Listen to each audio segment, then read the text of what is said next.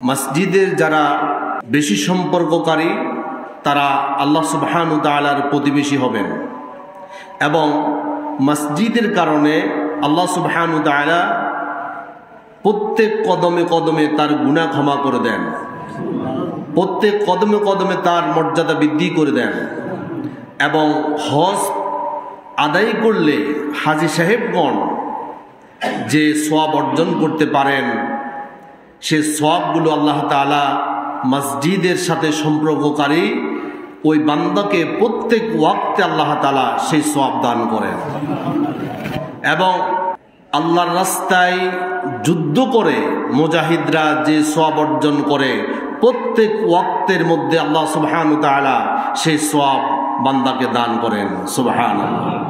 কিয়ামতের ময়দানে অন্ধকার গোটা পৃথিবীকে আচ্ছাদিত করবেন, সে কঠিন অবস্থাও মসজিদের সাথে যাদের সম্পর্ক ভালো থাকবে আল্লাহ তাআলা সেদিন তাদেরকে ওই অন্ধকারে রাখবেন না, তাদের জন্য আল্লাহ তাআলা নিজ দায়িত্বে আলো হাজির করবেন। সুবহানাল্লাহ। এরপর আল্লাহ সুবহানাহু ওয়া তাআলা মসজিদের সাথে সম্পর্ককারীর জন্য রেখেছেন আরশের নিচে ছায়ার ব্যবস্থা।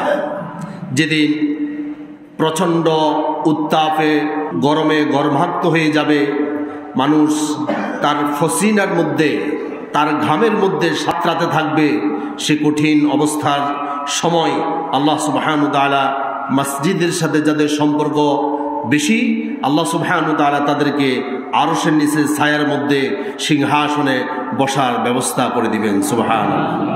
নবী করিম সাল্লাল্লাহু আলাইহি ওয়াসাল্লাম বলছেন, সকাল সন্ধ্যায় যতবার বান্দা আল্লাহর ঘর মসজিদে যাতায়াত করবে আল্লাহ সুবহানাহু ওয়া তাআলা প্রত্যেকবার জান্নাতের মধ্যে তার মেহমানদারির ব্যবস্থা করেন। আসুন রাসূলের হাদিস থেকে শুনি। সহিহ বুখারীর হাদিস, হাদিস নাম্বার 662 عن أبي هريرة رضي الله تعالى عنه قال قال رسول الله صلى الله عليه وسلم من غدا إلى المسجد وراح عد الله له نزله من الجنة كلما غدا أو راح।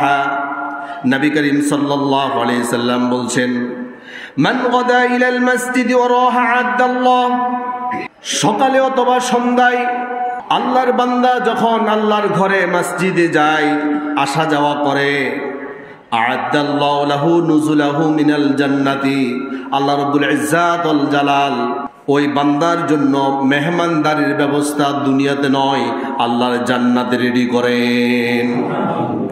রাসূলুল্লাহ বলছেন, কুল্লামা গাদান আও রাহা, যতবার সে মসজিদে আসা যাওয়া করবে ততবার আল্লাহ সুবহানাহু ওয়া তাআলা তার জন্য জান্নাতের মধ্যে মেহমানদারির ব্যবস্থা রব্বুল আলামিন দুনিয়া থাকতেই করে রাখেন। অর্থাৎ জান্নাতে আমরা জানি যা চাইবে যখন চাইবে তখন আল্লাহ তাআলা দিবেন, কিন্তু স্পেশাল আবার মেহমানদারির কেন? আপনি কোনো একটা জায়গায় আপনি বেড়াতে গেলেন, সেখানে টাইম টু টাইম আপনাকে খাবার দিবে, কিন্তু আলাদা স্পেশালভাবে আপনাকে চিফ গেস্ট হিসেবে বরণ করে আলাদা আপনার জন্য আয়োজন করে প্রত্যেক ওয়াক্তে আলাদা আলাদা আয়োজনের মাধ্যমে আপনাকে যখন খাবার পরিবেশন করবেন তখন আপনার মর্যাদা কি অন্য অন্য মেহমানদের চাইতে আরো বেশি মর্যাদাশীল হবে না? অবশ্যই। এক্ষেত্রে আমাদেরকে আল্লাহ রাসূল সাল্লাল্লাহু আলাইহি সাল্লাম একটা সুসংবাদ দিচ্ছেন, যারা মসজিদে 5 ওয়াক্ত যাওয়া আসা করে, মসজিদে সালাত আদায়ের ক্ষেত্রে জামাত ছাড়া সে কখনো সালাত আদায় করার চেষ্টা করে না, এই সমস্ত আল্লাহর বান্দাদেরকে রাসূলুল্লাহ এই কথার দ্বারা জান্নাতের সুসংবাদ দিচ্ছেন। সুবহানাল্লাহ। অর্থাৎ যে ব্যক্তির জন্য জান্নাতে 5 বার দৈনিক মেহমানদারির ব্যবস্থা করেন, ওই বান্দাকে কি আল্লাহ তাআলা জান্নাত দিবেন না? জান্নাত যদি না দেয় তাহলে মেহমানদারির ব্যবস্থা কেন করলেন? তার মানে আল্লাহ সুবহানাহু ওয়া তাআলা কোনো না কোনোভাবে মসজিদের সাথে সম্পর্কের কারণে তাকে সকল গুনাহের বিষয় থেকে তাকে হেফাজত করে আল্লাহ রাব্বুল আলামিন তাকে জান্নাত পর্যন্ত পৌঁছার ব্যবস্থা করে দিবেন। শুধু তাই নয়, নবী করিম সাল্লাল্লাহু আলাইহি সাল্লাম বলছেন, আল্লাহর কোনো বান্দা মসজিদে চলে গেল, অথচ সে মসজিদে আসার পর দেখলো জামাত শেষ হয়ে গেল, সে জামাতের সাথে নামাজ আদায় করতে পারল না, কিন্তু তার কোনো চেষ্টার কমতি ছিল না, তার নিয়তের কোনো দুর্বলতা ছিল না, সে সুন্দরভাবে ওযুদাস করে মসজিদে চলে আসলো, কিন্তু সে জামাতের সাথে নামাজ আদায় করতে পারল না। রাসূলুল্লাহ বলছেন, সে যে শুধু নামাজের জন্য আল্লাহর সন্তুষ্টির লক্ষ্যে মসজিদ পর্যন্ত উপস্থিত হয়েছে, এটার কারণে সে জামাতের পূর্ণ সওয়াব লাভ করবে। সুনানে নাসাইর হাদিস নাম্বার 855 عن أبي هريرة رضي الله تعالى عنه قال قال رسول الله صلى الله عليه وسلم من تودى فأحسن الوضوء কোন আল্লাহর বান্দা যখন উত্তম রূপে ওযু করল, সুম্মা খরাজা আমিদান ইলাল মসজিদি, জামাতের সাথে নামাজ আদায়ের জন্য সে মসজিদে চলে গেল, ফাওয়াজাদান নাসা ক্বাদ সাল্লাউ, সে মসজিদে গমন করার পর দেখতে পেল মানুষ সবাই জামাতের সাথে নামাজ আদায় করে সবাই বেরিয়ে যাচ্ছে, অর্থাৎ তিনি জামাত পেল না, কিন্তু তার চেষ্টা ছিল, তার আন্তরিকতা ছিল। এই অবস্থায় সে মসজিদে জামাতের সাথে নামাজ আদায় করতে পারল না। রাসূল করিম সাল্লাল্লাহু আলাইহি সাল্লাম বলছেন, সে শুধু জামাতের আন্তরিকতা নিয়ে মসজিদ পর্যন্ত আসার কারণে কাতাবাল্লাহু লাহু মিথলা আজরি মান হাদারাহা, যারা উপস্থিত হয়ে জামাতের সাথে নামাজ আদায় করেছে তারা যেমন সওয়াব পেয়েছে, পূর্ণ সওয়াব আল্লাহ সুবহানাহু ওয়া তাআলা জামাত পাই নাই যে ব্যক্তি শুধু মসজিদে এসেছে, আল্লাহ তাআলা তাকেও সেই পূর্ণ মাত্রা সওয়াব দান করবে। ওয়ালা ইয়ানকুসু যালিকা মিন উজুরিহিম শাইআন, যারা উপস্থিত হয়ে জামাতের সাথে নামাজ আদায় করলো তাদের আমল নামা থেকে কোনো সওয়াব কাটা হবে না, বরঞ্চ তারা যে সওয়াবের অধিকার হয়েছে সমান সওয়াবের অধিকার আল্লাহ তাআলা ওই বান্দাকে করে দিবে যে বান্দা জামাতের সাথে নামাজ পড়ার আন্তরিকতা নিয়ে আল্লাহর ঘর পর্যন্ত হাজির হয়েছে। আমরা অনেক সময় দেখি অনেক ভাইরা বলে, আমি উঠে দেখলাম 5 মিনিট আছে, এই জন্য আর মসজিদে যাই নাই। এরকম কিছু ভাইরা আছে না? 10 মিনিট আছে, আমি ওযু করতে 5 মিনিট, যাইতে যাইতে 10 মিনিট 15 মিনিট লাগবে, আমি আর জামাত পাবো না, এই জন্য বাসায় পড়ে ফেলি। রাসূলুল্লাহ বলছে, না, তোমার তো চেষ্টায় কমতি ছিল না, নিয়তে উদ্দেশ্যে আন্তরিকতার কোনো দুর্বলতা ছিল না, তাহলে তুমি মসজিদে চলে যাও। মসজিদে যাওয়ার পরে তুমি যদি জামাত না পাও, ওই জামাতের সওয়াব দিয়ে দিবেন তিনি কে? আল্লাহ সুবহানাহু ওয়া তাআলা। তাহলে আমরা সময় যতই কম হোক না কেন জামাত পাবো না এই আশঙ্কা থাকা সত্ত্বেও যদি আমরা মসজিদে চলে আসতে পারি তাহলে সওয়াবের অংশীদার হওয়া যাবে কি যাবে না? রাসূলুল্লাহ বলছেন, যারা জামাতের সাথে নামাজ পড়েছে তারা যতটুকু সওয়াব পেয়েছেন একটু কম দিবে না। যে ব্যক্তি জামাতের আন্তরিকতা নিয়ে মসজিদে এসেছে কিন্তু জামাত পায় নাই, তাকে আল্লাহ তাআলা পূর্ণ মাত্রায় সওয়াব দান করবে। তাহলে যদি সময় কমও থাকে, আপনার এই চিন্তা আছে আমি জামাত পাবো না, এরপরেও ঘরে নামাজ পড়া যাবে না। ঘরে নামাজ পড়ার অভ্যাস অনেক ভাইদের আছে না নাই? আপনি একটু লক্ষ্য করুন, এই যে মসজিদের সাথে যত ফজিলত আমরা আজকে কয়েক জুমা পর্যন্ত আলোচনা করতেছি, এখনো শেষ করতে পারতেছি না, এত ফজিলত আল্লাহ তাআলা রেখেছেন। এই ফজিলতগুলো মসজিদে আসার কারণে দিবে না না আসলেও দিবে? জামাতের সাথে নামাজ আদায় করার তাদেরকে আল্লাহ তাআলা এই পুরস্কারে পুরস্কৃত করবেন। আপনি অবহেলায় অবজ্ঞা করে আপনি এটাকে গুরুত্ব দিচ্ছেন না। আপনি একটু চিন্তা করে দেখুন তো, আপনার আশেপাশে এমন কিছু বৃদ্ধ বাবারা রয়েছে যাদের খুব প্রবল ইচ্ছা মসজিদে এসে নামাজ পড়ার জন্য, কিন্তু তারা পারতেছে না। এরকম আছে না ভাই? অনেক মুরব্বীরা অনেক কষ্ট করে মসজিদে আসার চেষ্টা করে, কিন্তু তার দুর্বলতার কারণে, তার অসুস্থতার কারণে, তার বিভিন্ন সমস্যার কারণে তিনি মসজিদে আসতে পারতেছে না। এরকম কিছু মানুষ আছে না নাই? আমি যুবক ভাইদের প্রতি উদাত্ত আহ্বান রাখবো, হেলায় এই সময়গুলো নষ্ট করবেন না। আপনার এখন শরীরের মধ্যে শক্তি আছে, আপনার এখন সুস্থতা রয়েছে, আপনার যথেষ্ট সক্ষমতা রয়েছে। এখন আপনি মসজিদের সাথে যদি সম্পর্ক না জুড়াতে পারেন, এমন একটা সময় আসবে আপনার ইচ্ছা থাকলেও আল্লাহ তাআলা আল্লাহর ঘরের মধ্যে আপনাকে আসতে দিবে না। সুতরাং সক্ষমতা থাকা অবস্থায় এর গুরুত্ব দেওয়া দরকার আছে না নাই? আল্লাহ তাআলা আমাদেরকে তৌফিক দান করুক, আমরা বলি আমিন। এরপর নবী করিম সাল্লাল্লাহু আলাইহি সাল্লাম বলছেন, আল্লাহর ঘর মসজিদে যে যে নিয়তে যে যে উদ্দেশ্য আসবে তার নিয়ত অনুযায়ী আল্লাহ তাআলা তাকে প্রতিদান দিবেন। কিছু মানুষ মসজিদে আসে, আজকে জুমার দিন মসজিদে না গেলে মানুষ কি মনে করবে? মা মারা গেল, বাবা মারা গেল, অথবা কোনো আত্মীয় স্বজন মারা গেল, কয়েকদিন যদি আমি মসজিদে না যাই মানুষ কি মনে করবে? আবার কিছু মুসলমান আছে মসজিদে ভালো ভালো জুতা টার্গেট করার জন্য আসে, আছে না ভাই? আচ্ছা, সবাই কি সমান সওয়াব পাবে?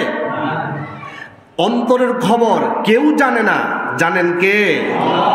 আল্লাহ সুবহানাহু ওয়া তাআলা বলছেন, ওয়াহুসিলা মা ফিস সুদূর। সদরুর অর্থ কি? বুক। এই অন্তরের ভিতরে, বুকের ভিতরে, একেবারে কলমের ভিতরে কি আছে না আছে আল্লাহ সুবহানাহু ওয়া তাআলা একদিন এটা প্রকাশ করে দিবে।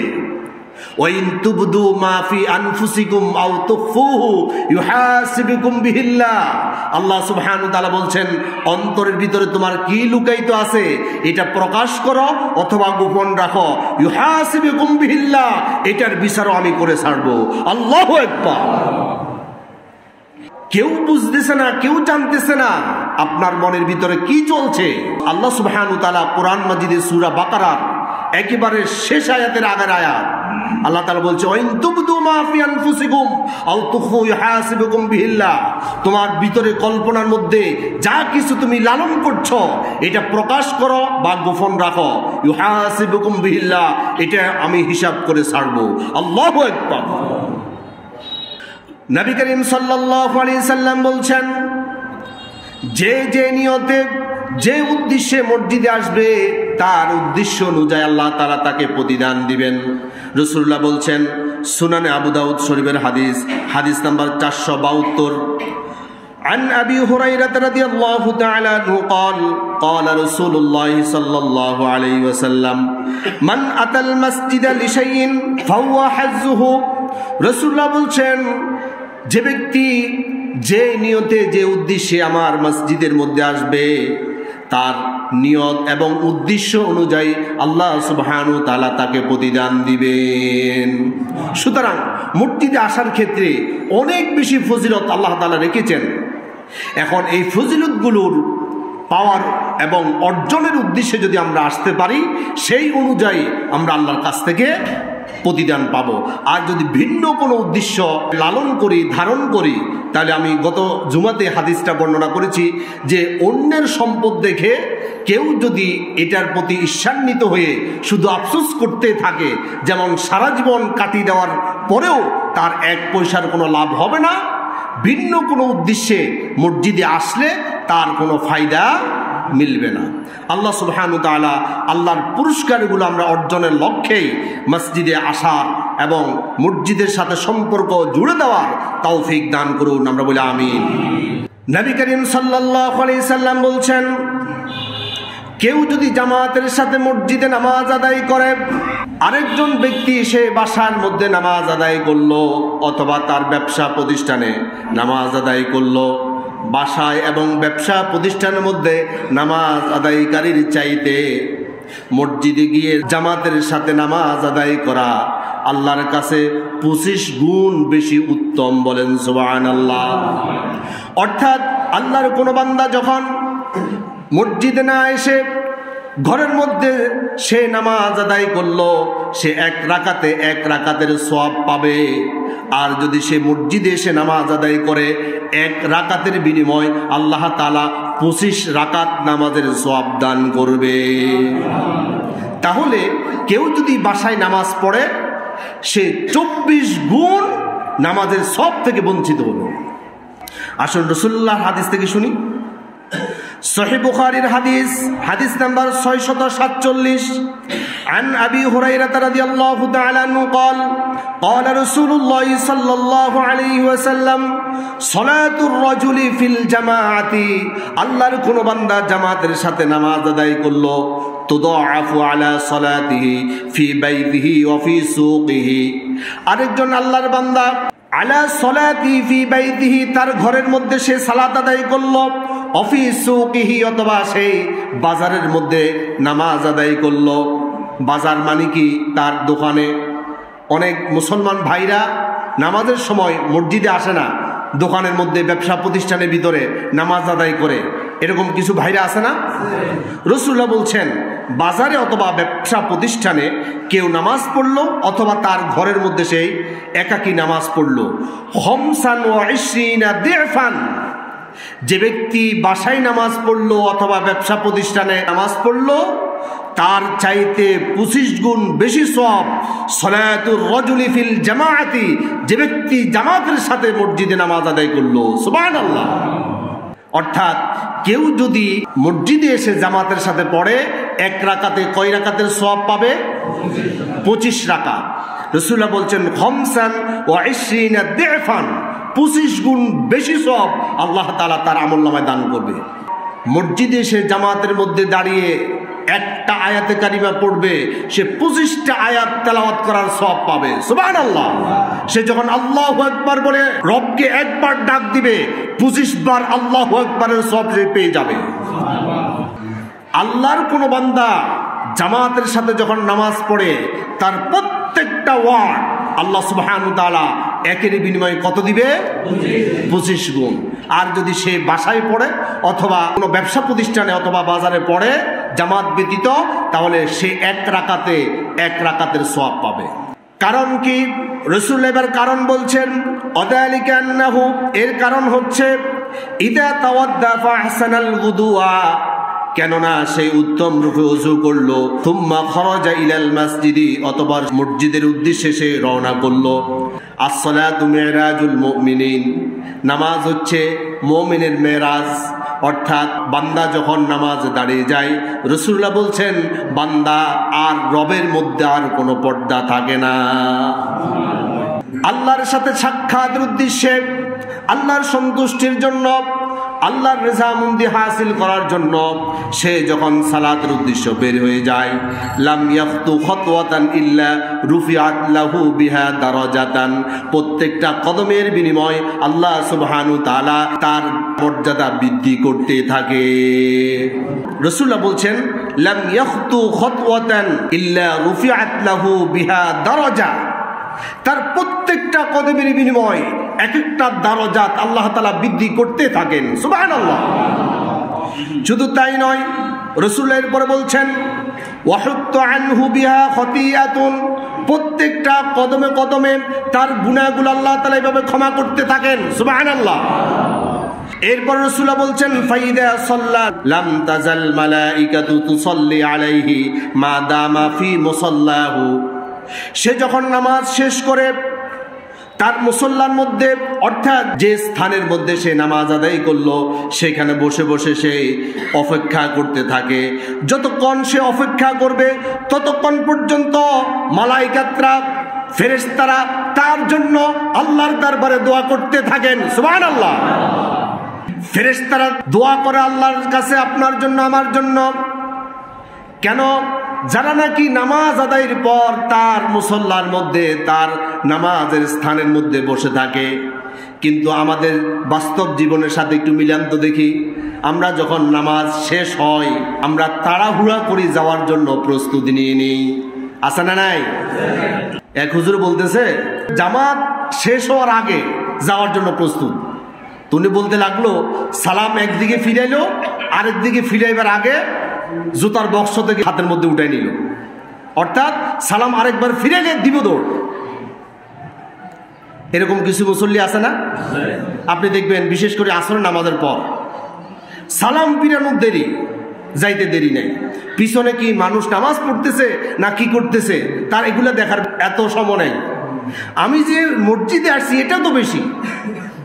আমি ফেনী থাকতে এক মুরব্বীকে একজন বলতেছে, আপনি যে রুকু সিজদা করতেছেন এটা তো হচ্ছে না, আমাদের হুজুর যেভাবে কোরআন হাদিস দিয়ে আমাদেরকে বললেন ওই হিসেবে তো আপনার রুকু সিজদা হচ্ছে না। উনি বলতেছে, বেটা তুমি আমার থেকে বেশি বুঝো, আমি অসুস্থ মানুষ, আমি যে মসজিদে আসছি এটাও তো বেশি, রুকু সিজদা না হলে কিসে? সে বুঝাতে চাচ্ছে আমি যদি নামাজ না পড়ি আল্লাহর অনেক ক্ষতি হয়ে যাবে, আমি যে মসজিদে আসছি এটাও তো বেশি। বলতে চাচ্ছিলাম ফজর এবং আসরের জামাত শেষ করার পর আমরা অনেক ভাইদেরকে দেখি খুব তাড়াহুড়া করে চলে যাচ্ছে। আপনি তাড়াহুড়া করে চলে যাচ্ছেন, আপনি ফেরেশতাদের দোয়া থেকে বঞ্চিত হচ্ছেন। রাসূলুল্লাহর হাদিস কি, ফাইদা সাল্লা লাম তাজাল মালাইকাতু তুসাল্লি আলাইহি মা দামা ফি মুসাল্লাহু। কোন ব্যক্তি জামাতের সাথে নামাজ আদায় করার পর সে যতক্ষণ পর্যন্ত মা দামা ফি মুসাল্লাহু, তার মুসল্লার মধ্যে নামাজের স্থানে সে যতক্ষণ পর্যন্ত দায়েম থাকবে, কায়েম থাকবে, বসে থাকবে, অপেক্ষারত অবস্থায় থাকবে, আল্লাহ সুবহানাহু ওয়া তাআলার কিছু ফেরেশতা আছে শুধু এদের জন্য শুধু দোয়া করে। সুবহানাল্লাহ। কি দোয়া করে রাসূলুল্লাহ সেটাও বলছেন, আল্লাহুম্মা সাল্লি আলাইহি, আয় আল্লাহ তাআলা তোমার এই বান্দা নামাজ শেষ হয়েছে কিন্তু মসজিদের মুহাব্বতে এখনো পর্যন্ত বসে আছে, আল্লাহ তার উপর তুমি শান্তি নাজিল করো। সুবহানাল্লাহ। আল্লাহুম্মা রহামহু, আল্লাহ তাআলা তার উপর তুমি রহম নাজিল করো। সুবহানাল্লাহ। রাসূলুল্লাহ বলছেন ফেরেশতারা দোয়া করতে থাকে এইভাবে, আল্লাহুম্মা সাল্লি আলাইহি আল্লাহুম্মা রহামহু, অর্থাৎ আল্লাহ তার উপর শান্তি বর্ষিত করুন এবং তার উপর রহমত নাজিল করুন। যে বান্দা নামাজ শেষ হওয়ার পরেও এই মসজিদের টানে, মসজিদের মুহাব্বতে সে এখনো বসে আছে। সুবহানাল্লাহ। যতক্ষণ পর্যন্ত বসে থাকবেন ততক্ষণ পর্যন্ত ফেরেশতাদের দোয়ায় আল্লাহ তাআলা আপনাকে শামিল রাখবেন। সুবহানাল্লাহ। তাহলে প্রত্যেক নামাজের পর 10 মিনিট 5 মিনিট করে আমরা সময় দিতে পারবো না ভাই ইনশাআল্লাহ? আল্লাহ সকলকে ফেরেশতাদের দোয়ার মধ্যে শামিল হওয়ার তৌফিক দান করুন, আমরা বলি আমিন। এরপর রাসূলুল্লাহ বলছেন, ওয়ালা ইয়াজালু আহাদুকুম ফি সালাতিন মান তাযারা সালাতা, কোন আল্লাহর বান্দা যতক্ষণ পর্যন্ত জামাতের জন্য ইন্তজার করবে, অপেক্ষা করবে, ততক্ষণ পর্যন্ত আল্লাহ তাআলা নামাজ আদায় করলে যে সওয়াব হয় সেই সওয়াব আল্লাহ তাআলা তাকে দিতেই থাকবে। আমাদের জীবনের সাথে একটু মিলান তো দেখি। জামাতের বাকি আছে আধা ঘন্টা, ধরেন 10 মিনিট 20 মিনিট, এখন আমরা কি করি? খবরদার এই 10 মিনিট আগে মসজিদে ঢুকা যাবে না। কি করতে হবে? মসজিদের বারান্দায় দাঁড়ায় থাকতে হবে। এরপর আমার পরিচিত কেউ আসে কিনা দেখব, দেখে এরপর তার সাথে গল্প গুজব করব। এই ধরনের কিছু কপাল পোড়া মুসলমান আছে না নাই? এটা কপাল পোড়া। মসজিদে আসলো, কি জন্য আসলো, কি নিয়ে বাড়ি গেল, এর কোনো চিন্তা চেতনা তার মধ্যে লালন করতে পারলো না। এরই তোর কপাল পোড়া। মেজানের মধ্যে গিয়ে খাওয়া দাওয়া পাইলো না, আবার পেটের খিদে নিয়ে চলে আসলো, কপাল পোড়ানো। আপনি মসজিদে আসলেন, মসজিদ থেকে ফায়দা লুটে নিতে পারলেন না, আপনি তো কপাল পোড়া। রাসূল কি বলছে শুনুন, বুখারীর হাদিস। রাসূল বলছেন, ওয়ালা ইয়াজালু আহাদুকুম ফি সালাতিন, আল্লাহর কোন একজন বান্দা যতক্ষণ পর্যন্ত সালাতের আগে মানতাজরস সালাতা, মানতাজর মানে ইন্তজার করা, অপেক্ষা করা, যতক্ষণ পর্যন্ত সে জামাতের জন্য ইন্তজার করবে, অপেক্ষা করবে, ততক্ষণ পর্যন্ত নামাজ পড়ার সওয়াব আল্লাহ তাআলা তাকে দান করবেন।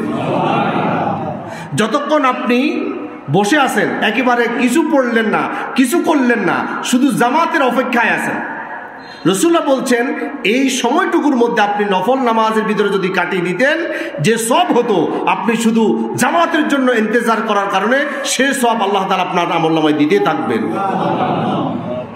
তাহলে মসজিদে আপনি 10 মিনিট 5 মিনিট 15 মিনিট 20 মিনিট আগে আসলে বেশি সওয়াবের অধিকার হওয়া যাবে কি যাবে না? এবং আসার পর আপনি যদি কথাবার্তা বলেন তাহলে তো আপনি বঞ্চিত হয়ে যাবেন। মসজিদে আসার পর থেকে একেবারে খামোশ, মসজিদের সর্বোচ্চ পবিত্রতা রক্ষা করে আমরা এই সমস্ত সওয়াবগুলো অর্জন করার চেষ্টা করব। আল্লাহ তাআলা তৌফিক দান করুক, আমরা বলি আমিন। আল্লাহর কোনো বান্দা যখন এই সমস্ত বিষয়গুলোকে সামনে রেখে আল্লাহর সন্তুষ্টি অর্জনের লক্ষ্যে মসজিদের সকল পবিত্রতা রক্ষা করে নামাজ আদায় করতে পারে, রাসূলুল্লাহ বলছেন মায়ের পেট থেকে যেভাবে সে নিষ্পাপ হয়ে পৃথিবীতে এসেছে, এই মসজিদের পেট থেকে বের হওয়ার আগে আল্লাহ তাআলা সেভাবে তাকে নিষ্পাপ করে দিবে।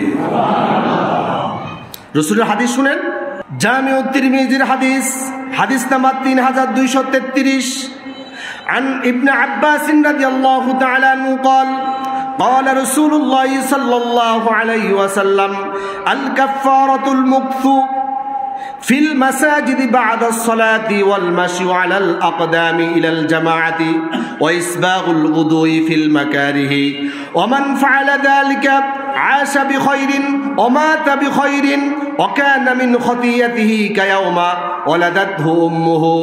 নবী করিম সাল্লাল্লাহু আলাইহি সাল্লাম বলছেন আল কাফারাতুল মুকতু ফিল মাসাজিদি বা'দা সলাতি, আল্লাহর কোন বান্দা মসজিদের মধ্যে নামাজ আদায় করল বা'দা সলাতি, এবং মসজিদে নামাজ আদায়ের পর সে হুট করে বের হয়ে গেল না, সে কিছুক্ষণ মসজিদের মধ্যে অবস্থান নিল, কিছুক্ষণ অপেক্ষা করলো মসজিদের মোহাব্বতের কারণে, সে বাড়িতে গেল না, জামাত আদায়ের পর সে বসে বসে তাসবিহ তাহলিল পড়লো, অথবা সে একেবারে কিছু পড়লো না। রাসূলুল্লাহ এখানে শুধু অপেক্ষার কথা বলছেন। বা'দা সলাতি, সলাতের পর সে কিছুক্ষণ পর্যন্ত অপেক্ষামান ছিল। ওয়াল মাশু আলাল আকদামি ইলাল জামাআতি, জামাত আদায় করার জন্য সে হেঁটে হেঁটে মসজিদে আসলো।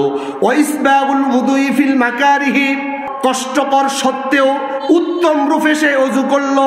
ওমান ফাআলা যালিকা, এই তিনটা কাজ যে ব্যক্তি আদায় করবে, রাসূলুল্লাহ বলছেন তার জন্য তিনটা পুরস্কার। কয়টা কাজ? তিনটা কাজ যে ব্যক্তি করবে, তিনটা পুরস্কার। প্রথম কাজ কি? জামাতের সাথে নামাজ আদায়ের পর সে মসজিদের মোহাব্বতে কিছুক্ষণ অপেক্ষা করবে, আবার মসজিদে আসার সময় পায়ে হেঁটে হেঁটে আসবে, কোনো বাহনে সরে আসবে না, এবং ওযুটা করার ক্ষেত্রে তার কষ্ট হচ্ছে, এই কষ্টকে স্বীকার করে উত্তম রূপে সে ওযু করলো। যে ব্যক্তি এই তিনটা কাজ করলো, আশা বিখয়রিন, যতদিন পর্যন্ত সে বেঁচে থাকবে ততদিন পর্যন্ত আল্লাহ তাআলা তাকে কল্যাণের সাথে বাঁচাইয়া রাখবেন। সুবহানাল্লাহ। ওমাতা বিখয়রিন, যখন মৃত্যু হবে তার মৃত্যুটাও আল্লাহ তাআলা কল্যাণের উপর মৃত্যু দান করবেন।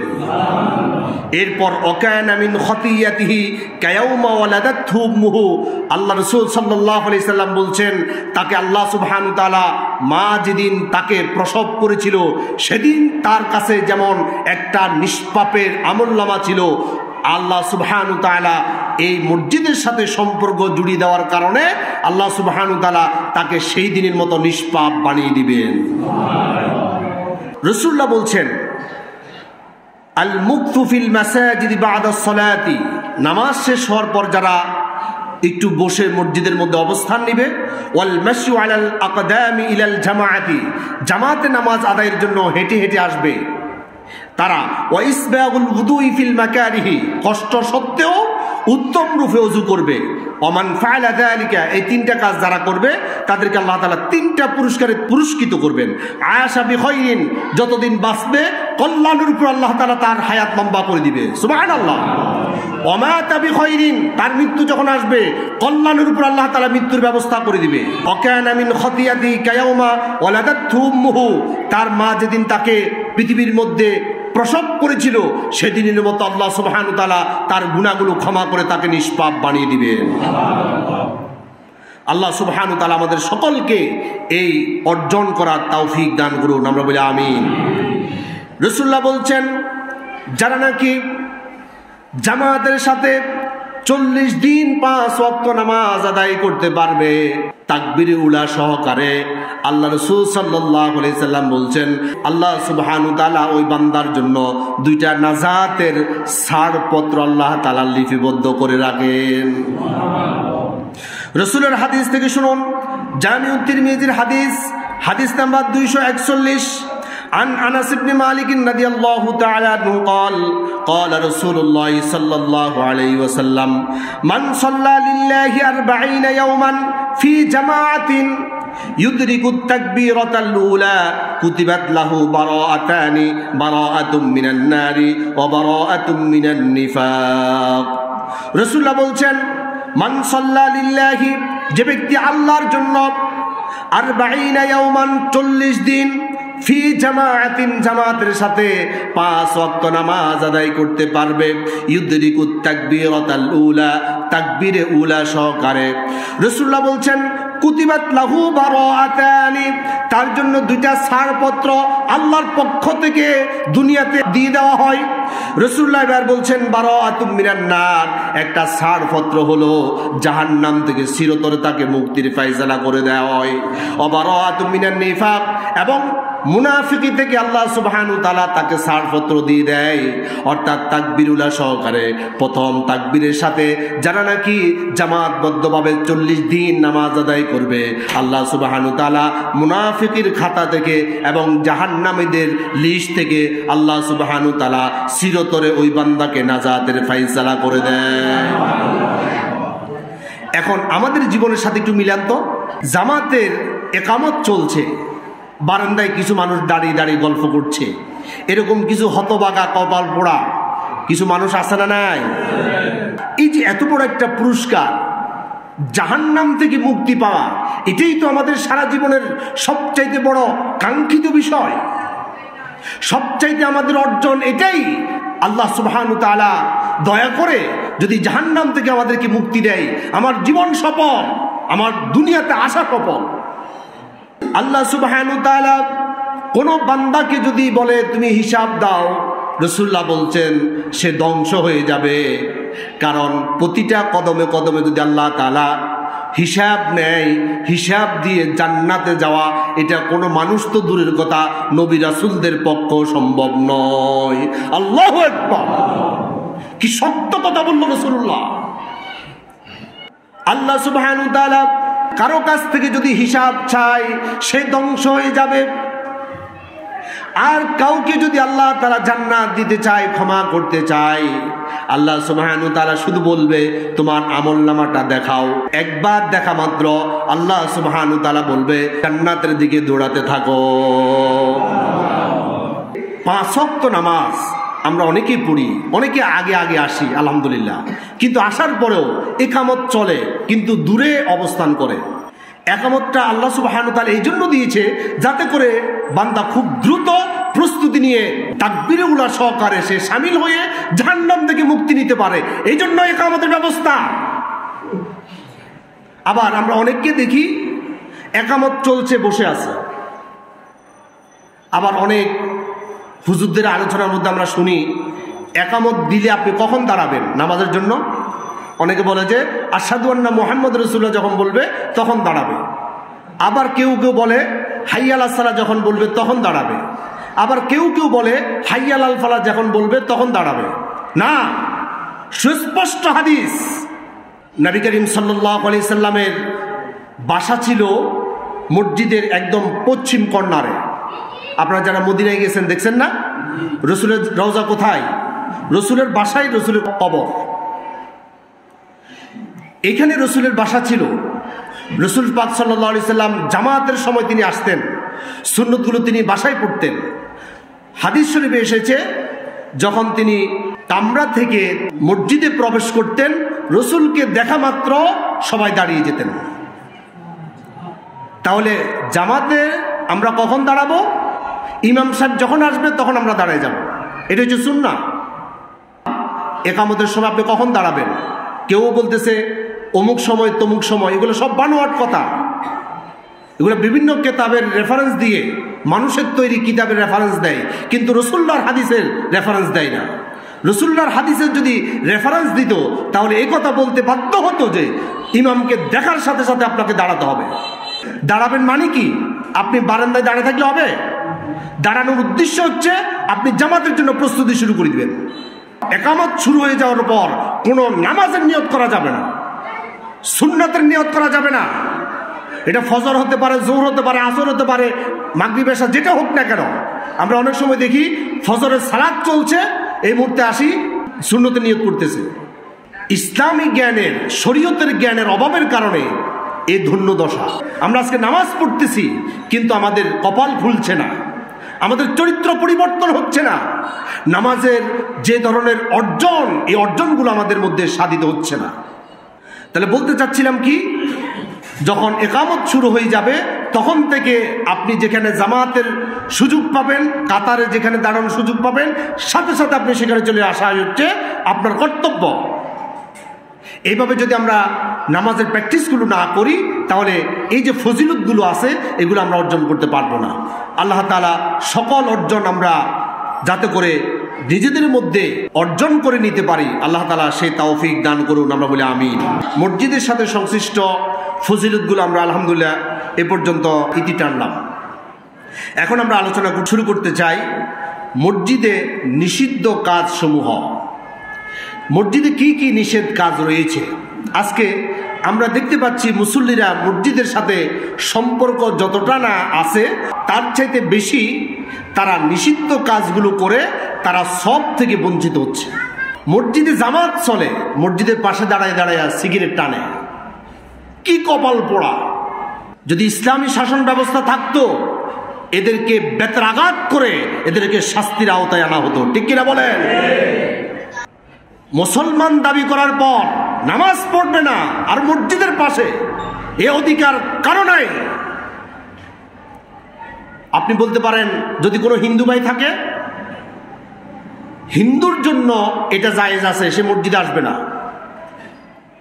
যেমন আপনাকে আমি উদাহরণ দিয়ে বলতে পারি এভাবে, একটা বাজারে একজনের শূকরের গোশত বিক্রি করে, আরেকজনের গরুর মাংস বিক্রি করে। যে ব্যক্তি গরুর মাংস বিক্রি করে সে গরুর মাংস হিসেবে বিক্রি করছে, কিন্তু যে ব্যক্তি শূকরের মাংস বিক্রি করে সে যদি গরুর মাংস বলে শূকরের মাংস বিক্রি করে তাহলে তাকে কি শাস্তি দেওয়া উচিত নয়? সে কি অপরাধী নয়? অপরাধী। একটা বাজারে হিন্দু, বৌদ্ধ, খ্রিস্টান সবাই থাকবে, কিন্তু যে ব্যক্তি শূকরের মাংস বিক্রি করবে সে শূকরের মাংস হিসেবে বিক্রি করবে। এটাকে অন্য নাম দিয়ে বিক্রি করা মানেই হচ্ছে মানুষের সাথে প্রতারণা করছে, ঠিক কিনা? যে ব্যক্তি মুসলমান দাবি করে মুসলিম সমাজে বাস করবে সে কখনো নামাজ থেকে দূরে থাকতে পারবে না, ঠিক কিনা বলেন? যদি নামাজ থেকে দূরে থাকতে হয় মুসলমান পরিচয় মুছে দাও, তুমি আজ থেকে হিন্দু পরিচয় দাও, আমরা তোমাকে বাধ্য করব না, ইসলামী রাষ্ট্র তোমাকে বাধ্য করবে না নামাজ পড়ার জন্য। যদি তুমি মুসলমান দাবি করো তোমাকে অবশ্যই নামাজ পড়তেই হবে, ঠিক কিনা বলেন? মুসলমান দাবি করবে নামাজ পড়বে না এই সুযোগ নাই। গোশত বিক্রি করবে আবার নাম পাল্টাইয়া বিক্রি করবা এটার অধিকার নাই। মুসলমান আর নামাজ এটা দুইটা আলাদা হয় না, হবে না, আলাদা করা যায় না। সুতরাং নামাজের ক্ষেত্রে আমাদেরকে খুব বেশি সতর্ক এবং সজাগ থাকা দরকার। আল্লাহ তাআলা তৌফিক দান করুক, আমরা বলি আমিন। বলতে চাচ্ছিলাম প্রথম নাম্বার নিষিদ্ধ কাজ হচ্ছে মসজিদ শতভাগ হালাল টাকা দিয়ে নির্মাণ করতে হবে। কাবা যখন পুনর্নির্মাণ হয়, কুরাইশদের হাতে যখন নির্মাণ শুরু হয়, কুরাইশদের পক্ষ থেকে ঘোষণা আসলো তোমরা যারা এই কাবাগর সংস্কারের জন্য টাকা দিবে শতভাগ হালাল টাকা দিবে। যতটুকু হালাল টাকা হবে আমরা ততটুকু কাজ করব, বাকিটা আমরা করব না। শতভাগ হালাল টাকা দিয়ে কাবাগর নির্মাণ করার ক্ষেত্রে দেখলো তারা যে কাবার যে স্ট্রাকচার আছে পুরোটা যদি আমরা স্ট্রাকচার নিয়ে সংস্কার করি তাহলে এই হালাল টাকা দিয়ে এটা শেষ করা যাবে না। তখন তারা কি করলো, হারাম টাকা সংমিশ্রণ না করে তারা কাবাকে ছোট করে ফেললো। আপনি দেখবেন হাতিমে কাবার ছোট একটা দেওয়াল আছে, আছে না? রাসূল পাক সাল্লাল্লাহু আলাইহি সাল্লামকে আয়েশা রাদিয়াল্লাহু তাআলা আনহা প্রশ্ন করলেন, ইয়া রাসূলুল্লাহ, এই যে হাতিমে কাবার যে দেওয়ালটা আছে এটা কি কাবার অংশ? রাসূলুল্লাহ বলছেন, হ্যাঁ, এটাই কাবার অংশ। এই কাবার অংশ থেকে এটাকে আলাদা করার মূল উদ্দেশ্য হচ্ছে যে টাকা পয়সা তাদের কাছে ছিল, এই টাকা পয়সা দিয়ে এত বড় করে এটাকে সংস্কার করা যাচ্ছে না বিদায় এটাকে ছোট করে শতভাগ হালাল টাকা দিয়ে সংস্কার করে। এই সংস্কার করতে গিয়ে তারা অর্ধেকটা বাকি রাখি দেয়। তারা আরেকটা চালাকি করলো, এই যে কাবাগরের দরজা অনেক উঁচা, আপনার বিভিন্ন ভিডিওতে দেখছেন না, যারা গেলেন তারা তো সরাসরি দেখলেন কাবাগরের দরজা ধরার জন্য লাফ দিয়ে উঠতে হয়, ঠিক না? একেবারে অনেক উঁচা, একবার হাত উঁচু করে তারপর ধরতে হয়। এটা আগে এরকম ছিল না, এটা আগে একেবারে মাটির সাথে ছিল। কুরাইশরা এটাকে উঁচু করে ফেললো। এটার কারণ কি? তারা তখন অহমিকার কারণে তারা চিন্তা করলো আমাদের অর্ডার ছাড়া কেউ যাতে করে এখানে ঢুকতে না পারে। এই দরজাটা যদি নিচু থাকে তাহলে সবাই ইচ্ছা মতো ঢুকবে, আমাদের থেকে আর পারমিশন নেওয়ার কোনো প্রয়োজন হবে না, যাতে করে আমাদের পারমিশন নিয়ে ঢুকতে হয়। এই জন্য কাবাগরের দরজাটাকে অনেক উঁচু করে দিল। আসুন রাসূলের হাদিস থেকে শুনি। সহিহ বুখারীর হাদিস, হাদিস নাম্বার 1584। আন আয়েশা রাদিয়াল্লাহু তাআলা আনহা ক্বালাত, আয়েশা রাদিয়াল্লাহু তাআলা আনহা তিনি বলছেন, সাআলতুন নবী সাল্লাল্লাহু আলাইহি সাল্লাম, আমি রাসূল পাক সাল্লাল্লাহু আলাইহি সাল্লামকে প্রশ্ন করলাম, আনিল জাদরি আমিনাতাল বাইতি, ইয়া রাসূলুল্লাহ, এই যে হাতিমে কাবার ছোট একটা দেওয়াল দেখতেছি আমরা, এটা কি কাবার অংশ? আমিনাতিল বাইতি, কাবার যে ঘর, এই ঘরের কি অংশ এই দেওয়ালটা? হুয়া ক্বালা নাআম, তিনি বললেন হ্যাঁ, এটা কাবার অংশ। আয়েশা রাদিয়াল্লাহু তাআলা আনহা তিনি বললেন, রাসূল সাল্লাল্লাহু আলাইহি সাল্লামের নিকট জানতে চাইলাম, কুলতু ফামা লাহুম লাম ইউদখিলুহু ফিল বাইতি, ইয়া রাসূলুল্লাহ, যখন এটাকে সংস্কার করেন তখন কাবার সাথে এটাকে কেন একত্রিত করলো না? কাবার ভিতরে এই দেওয়ালটা কেন ঢুকে নিল না? রাসূলের কাছ থেকে আমি জানতে চাইলাম। রাসূলুল্লাহ বললেন, ইন্না কওমাকি কসসাররাত বিহিমুন নাফকাতু, অর্থাৎ তোমার বংশধররা অর্থাৎ কুরাইশরা, আম্মাজান আয়েশা রাদিয়াল্লাহু তাআলা আনহা কুরাইশ বংশের একজন, এই জন্য রাসূলুল্লাহ বলছেন ইন্না কওমাকি, তোমার গোত্রের তোমার বংশের মানুষগুলোর কাছে টাকা শর্ট হয়ে যাওয়ার কারণে তারা এই দেওয়ালটাকে বাদ দিয়ে কাবাগরকে শতভাগ পরিচ্ছন্ন এবং হালাল টাকা দিয়ে নির্মাণ করার জন্য ছোট পরিসর করে এটাকে সংস্কার করে। আম্মাজান আয়েশা রাদিয়াল্লাহু তাআলা আনহা তিনি বললেন, আমি রাসূলের কাছে আরো জানতে চাইলাম, কুলতু ফামা শানু বাবিহি মুরতাফিআন, ইয়া রাসূলুল্লাহ, কাবাগরের এই দরজাটা এত উঁচু কেন? এটার মাহাত্ম্য কি? এটার তাৎপর্য কি? রাসূলুল্লাহ বলছেন, ক্বালা ফাআলা যালিকা কওমুকি, এটা তোমার বংশের মানুষরা করলো, অর্থাৎ কুরাইশরা করলো। কেন করলো? লিউদখিলুহু মান শাউ, তারা চাইলো আমরা যাদেরকে চাই তারাই এখানে যাতে ঢুকতে পারে, ওয়ায়ামনাউ মান শাউ, আর আমরা যাদের ব্যাপারে চাইবো না, যাদেরকে আমরা অনুমতি দিব না, তারা যাতে করে এই কাবার ভিতরে প্রবেশ করতে না পারে, এই জন্য তারা কি করলো? এই কাবার দরজাটাকে উঁচু করে দিল। ওয়ালাউলা আন্না কওমাকি হাদিতুন আহদুহুম বিল জাহিলিয়াতি, রাসূল পাক সাল্লাল্লাহু আলাইহি সাল্লাম বলছে, ও আয়েশা, এই মানুষগুলোর যুগ যদি জাহিলি যুগ না হতো, জাহিলি যুগের কাছাকাছি সময় না হতো, অর্থাৎ জাহিলিয়াতের উপর রাসূলুল্লাহ ইসলামী হুকুমত কায়েম করলো মাত্র কিছুদিন আগে, এই সময়টা খুবই কাছাকাছি, যদি এত কাছাকাছি না হতো, ফাখাফু, এবং আমি এটাকে ভয় না করতাম, আনতুনকিরা কুলুবুহুম, মানুষের কলবের পরিবর্তন হবে, মানসিকতার পরিবর্তন হবে, এটার আশঙ্কা করি। অর্থাৎ মানুষ ধারণা করবে নবীজি সাল্লাল্লাহু আলাইহি সাল্লাম যদি আল্লাহ রসুল হয় তাহলে আল্লাহর ঘর ভাঙে কেন? শয়তান মানুষের ভিতরে এই ধরনের কুধারণা সৃষ্টি করার আশঙ্কা যদি আমি মনে না করতাম, আন উদখিলাল জাদরা ফিল বাইতি, আমি ওই দেওয়ালটাকে ভেঙে কাবার সাথে একসাথ করে দিতাম। ওয়ান উলসিকা বাবুহু ফিল আরদি, এবং কাবাগরের দরজাটা উঁচু থেকে ভূমির সমান করে আমি এটাকে সংস্কার করে দিতাম। এখন এটা যদি আমি সংস্কার কাজ করি তাহলে কাফেররা, বেঈমানরা বা দুর্বল ইমানদাররা তারা বলবে যে এটা কিসের রসুল, কিসের নবী, এটা কাবাগর পর্যন্ত ভেঙে ফেলছে। এই ধরনের যদি আশঙ্কা আমি না করতাম, ঠিকই আমি এই দেওয়ালটাকে কাবার অংশ বানিয়ে বড় করে আমি সংস্কার করতাম এবং কাবাঘরের দরজাটা আমি নিচু করে দিতাম, যাতে করে আমার সকল উম্মতরা এখানে ঢুকতে পারে। সুবহানাল্লাহি ওয়া বিহামদিহি। সুতরাং এই হাদিস দ্বারা আমরা বুঝতে পারলাম, যত মসজিদ আমরা নির্মাণ করব, প্রত্যেকটা মসজিদের প্রত্যেকটা টাকা হতে হবে হালাল এবং নির্ভেজাল। ঠিক কিনা বলেন? আচ্ছা, আরেকটা কথা বলি, নামাজের বাহিরে কয় ফরজ? নামাজের বাহিরে ভিতরে 13 ফরজ, বাহিরে কয় ফরজ? 7 ফরজ।